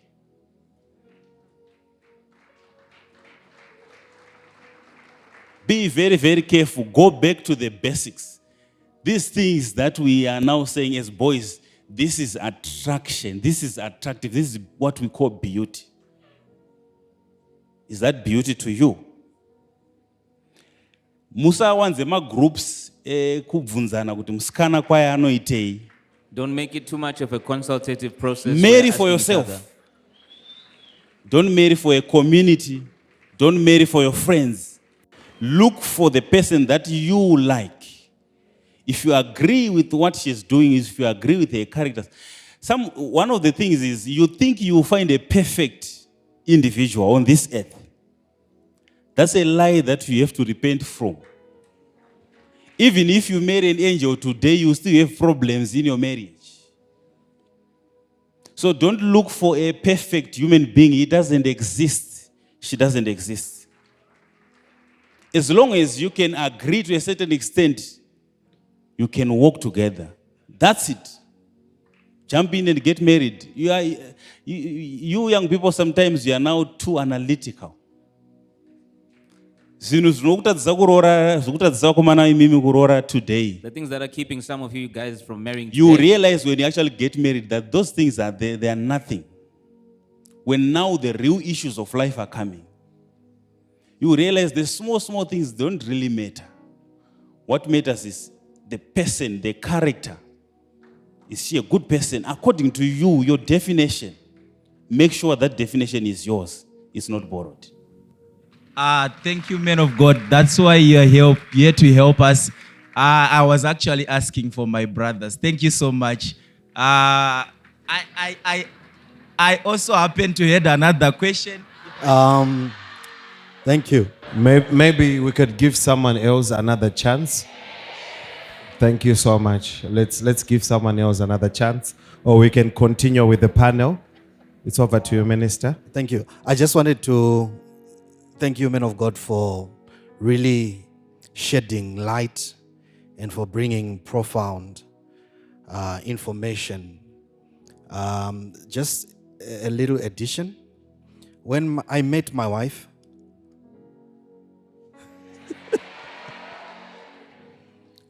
I never exaggerated who I am. I presented myself as I am. I never built any castles in the air. I never overpromised anything. I wanted to be accepted the way I am. It's good to be real so that you are rewarded with reality. If you are fake, you attract fake. But if you present yourself the way you are, the way you were brought up, your achievements, what you want to achieve, I think that then gives a ground to be accepted or to be rejected. If you are rejected for the truth, then that person didn't deserve you. And also, it's also important to also be able to share your vision, where you want to go, who you want to become, what are you pursuing. So be original. and you'll be rewarded with originality. Thank you.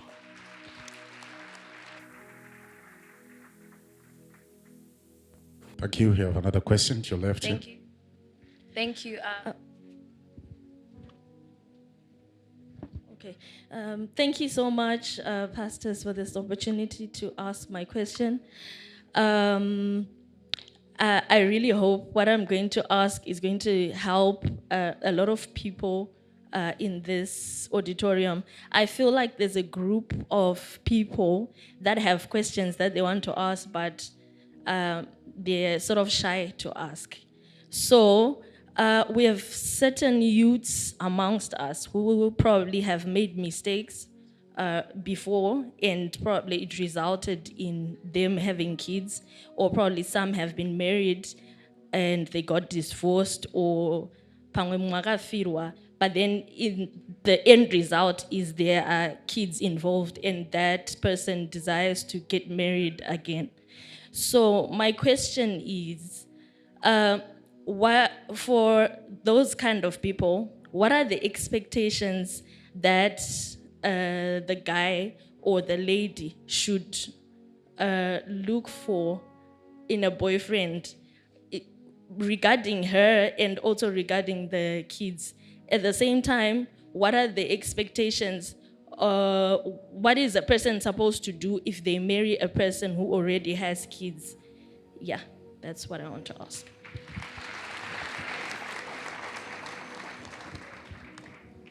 I think mistakes happen. Circumstances, we're all coming from different experiences. So you cannot really judge a person simply because she has got a kid. You really need to understand and hear the story. But this again will differ from one man to another. Like that young man who was there said, the struggle is with the community. The real struggle is with the family members. When they hear that the new Murora has got a kid already, that's the real struggle. They don't know how to convince. So if he is strong enough, there is no problem. Who made a mistake before, and she has learned from those mistakes, and she's now a better person now. Koita kamwe kamandara kanogona kukushupa zvokuti you might find that there's someone who's coming into the marriage. So really, that should not really define a person. The man has got to make some time to understand if he is able to manage the pressure, if he is mature enough to handle the community that thinks otherwise, then there is no problem. No one should be judged by their mistakes. Everyone makes mistakes.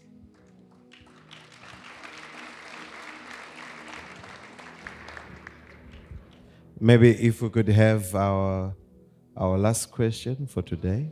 Okay. All right. Thank you, man of God. Do you want another one?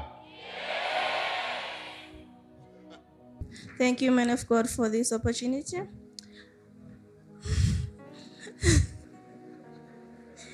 So my question is, it's quite personal.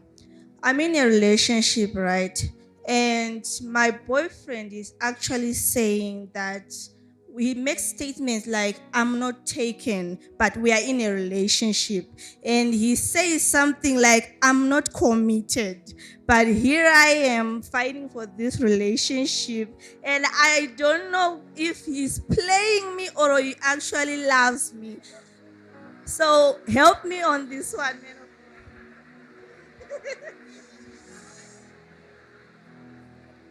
Do we need a flag for that one? Maybe panelists, you can help us with the flag.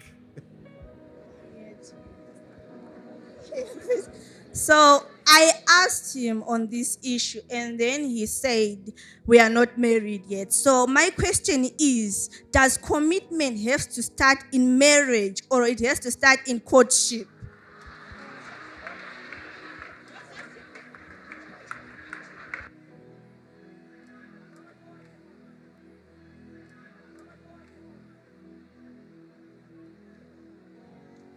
Hello? Hello? My sister, I think you already have your answer. You actually said it just now. Commitment starts in the relationship, not mom marriage. And I'm sorry to say that this guy may be wasting your time. Rather, focus on yourself, focus on your studies. Kana time yacho yakwana, you meet the right person who appreciate and love you. Thank you.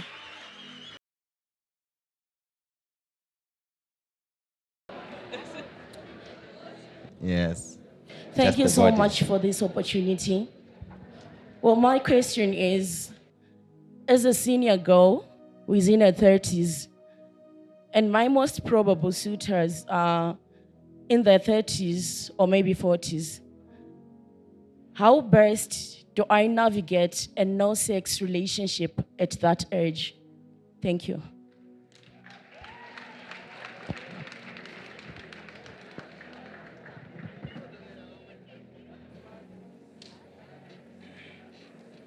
Okay, I'll try to be very, very brief with my opinion.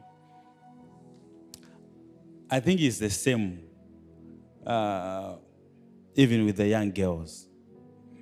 I understand where the question is coming from, because probably those mature guys at that level, all they want now is sex. And you have to do it as a proof of your seriousness, of your commitment to them, probably or because of age. They've had a lot of experience in that area. But I think you should maintain your principles. You should maintain your position. The right mature guy will find you and will take you. The moment you hear an individual putting some clauses, some ultimatums, things that you have to do to prove. Do you know there's a scripture?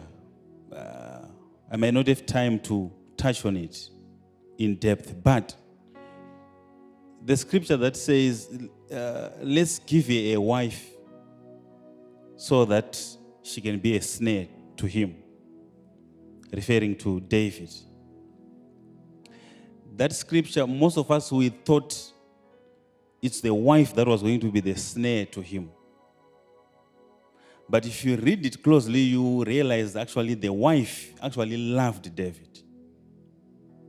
She loved him with all her heart, to an extent of even rebelling against her own father in rescuing David. So the snare was not on the wife, but the king said, lest my hand be upon him. Let's give him a wife. And then it was the instruction that the king gave to David. That was where the snare was. He says, I want the hands of the Philistines to be upon him.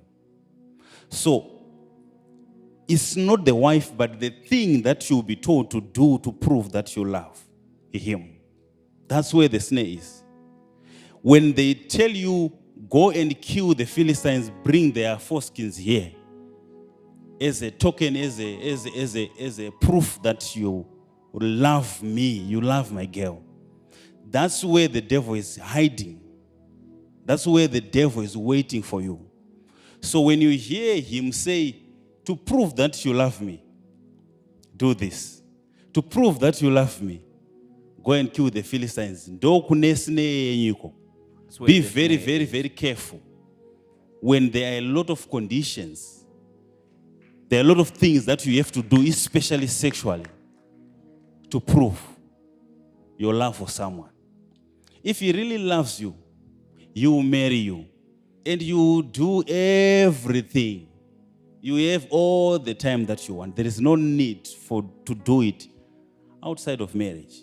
I'm speaking on this. Let me just touch also on you young ladies, because this is a snare that I'm seeing, especially nowadays. When he says, if you are really serious, send me some pictures. Send me some video. We cannot shy away from these things. They are happening. And the moment you see that, stay away from such people. Let me tell you, I told some youth some few months back that one day, one way or the other, you will be all over social media and you will not like it. People are killing themselves because of these things. Okay, let's say you made this mistake. Is that a reason to kill yourself? These boys, they will be sharing your pictures if you're on your funeral. This is the deceased. This is While the you are in the grave, throwing away all your purposes, all your visions, simply because a boy said, send me a picture. If you want you to that extent, let him just pay lobola. You say, I will bring the whole body to your house. There's no need for pictures. There is no need for videos. Stay away from this youth. Stay away from this.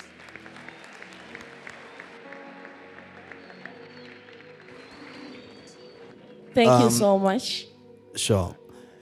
Thank you, man of God. Just as an addition, and also as an advice, it's rather concerning, but I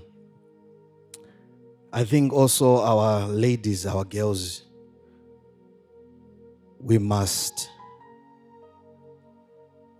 believe in ourselves and remain focused. Some reports that are coming into our ears from non-believers are not good at all. I've been having series of a number of guys who would say, that girl, she's a member of your church. She's doing this and this and this and this and this and this. And it's very important to stand on what you have decided to be. You are a child of God. Value yourself. You don't need a blesser. You are blessed already. You don't need someone to come and convince you with a car. You can buy your own car. You don't need someone to sponsor you. Value yourself. Wait upon the Lord. For he says he has thoughts concerning you. You have to continue being a jewel and not give in because you are special. Thank you.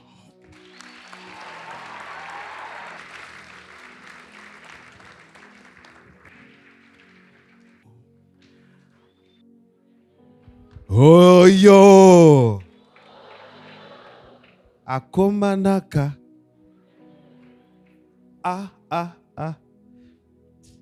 One thing that I'm happy about is the wisdom that was oozing out of the people of God that are in front here.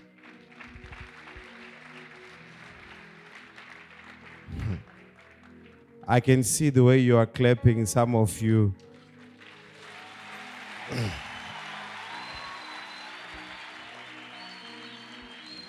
Come on, let's give them a standing ovation.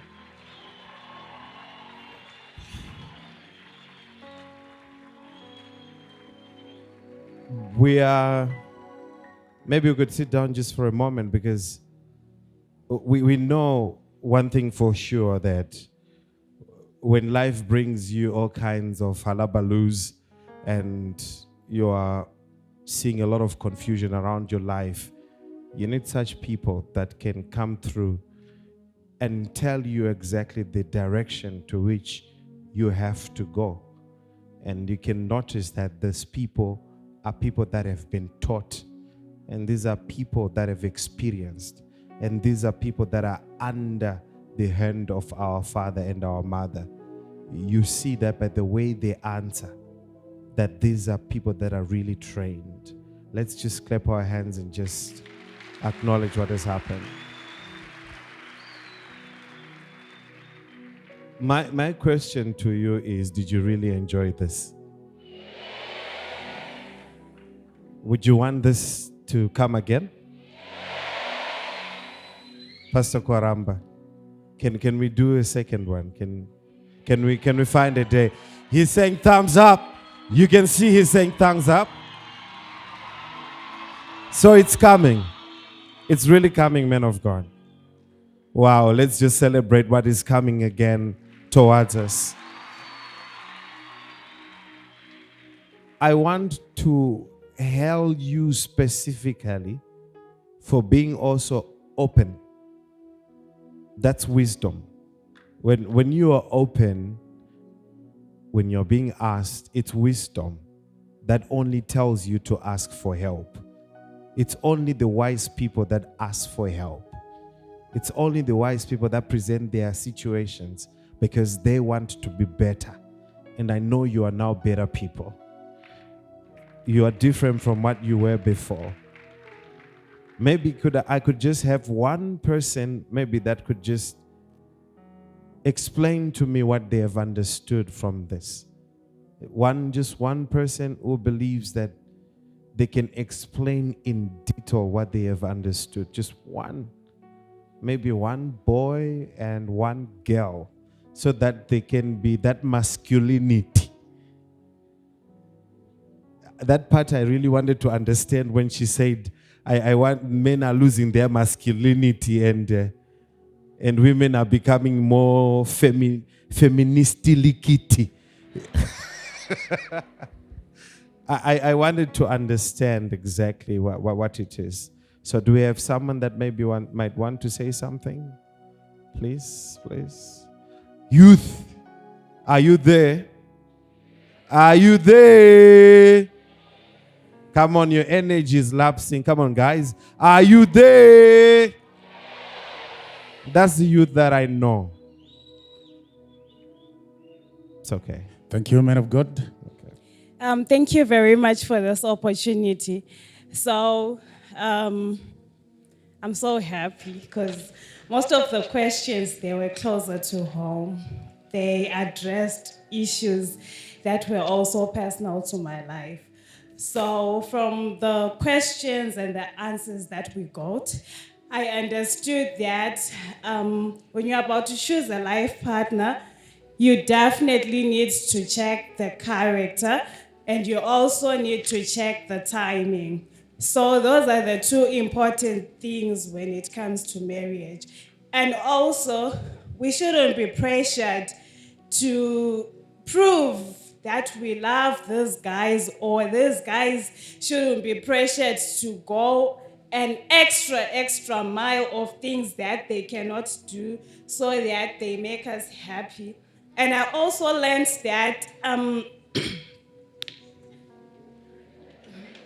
It's okay. I also learned that life is a journey of 1,000 miles.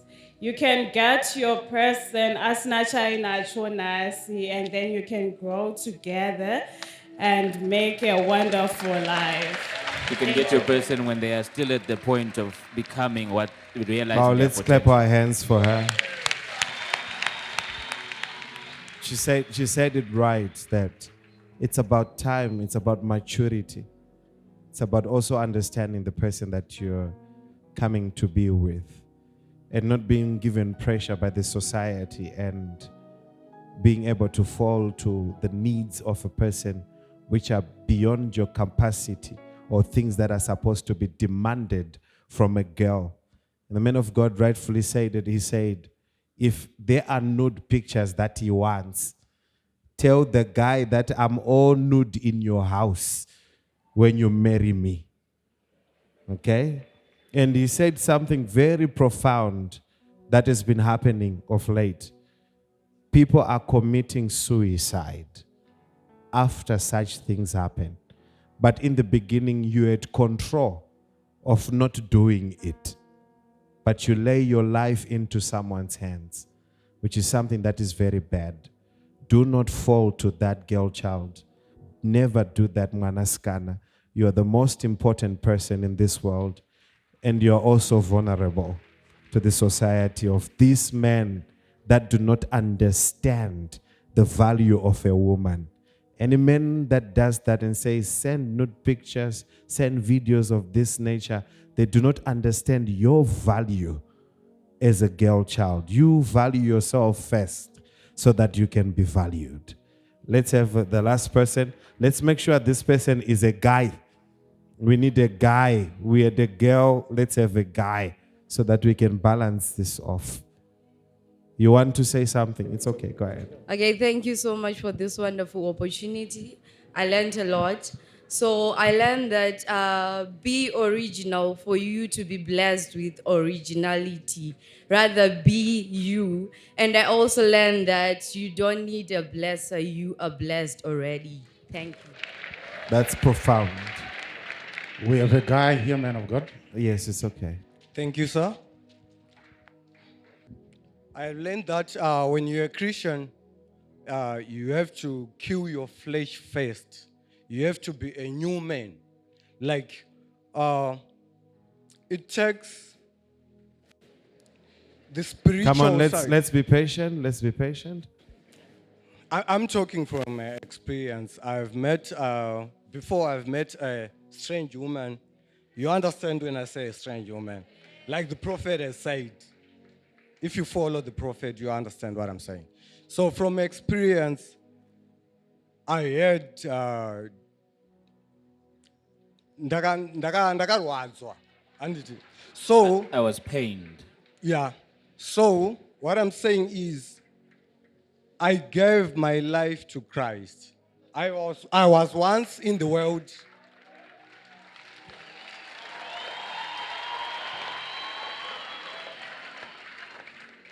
Like I was once in the world.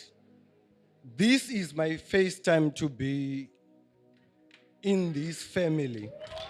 Come on, let's celebrate him. Awesome, awesome. Come awesome, on, let's awesome, celebrate awesome. him. You are loved, my brother. Thank you. You are loved, my brother. Thank you. So, I gave myself to Christ. Like I said, Christ, I'm now married to you. No?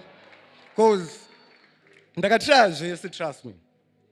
But I tried everything. like I was preaching to my sister this afternoon. I was telling her, wakaona mfesi, asingatye Mwari, it will always come back. It's a karma. It will always. Like apana zwawaita.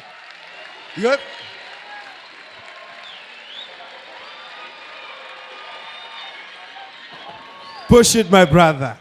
When you want change, you have to meet a guy at the right standing with God. I have to meet a guy who is in the right standing with God.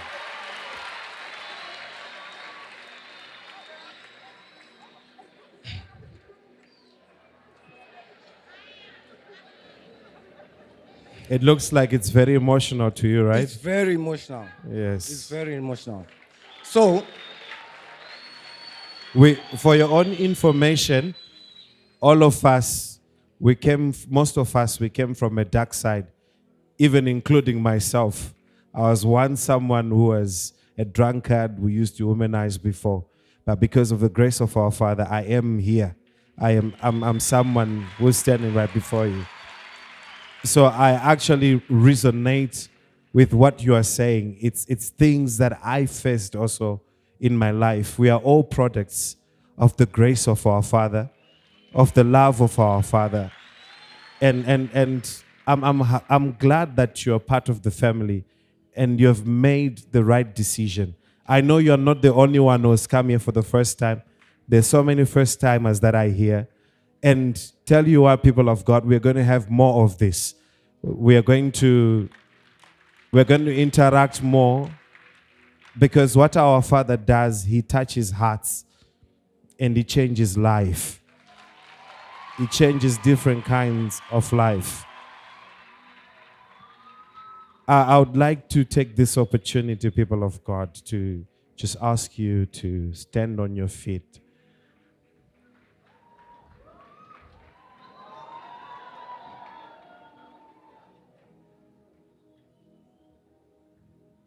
Are you happy? Are you going to shake a little bit? Are you going to change the world from here? Because you have been ignited. Gatingoti hoyo. Gati jite futi kuti hoyo. Isusu, we are that generation that God has chosen. And because we are that generation, before we go, we know what to do. Uriko ere. Are you out there? Raise up your altar. Raise up your altar. Say, Father, I connect to this wisdom, and I shall be better each and every day of my life.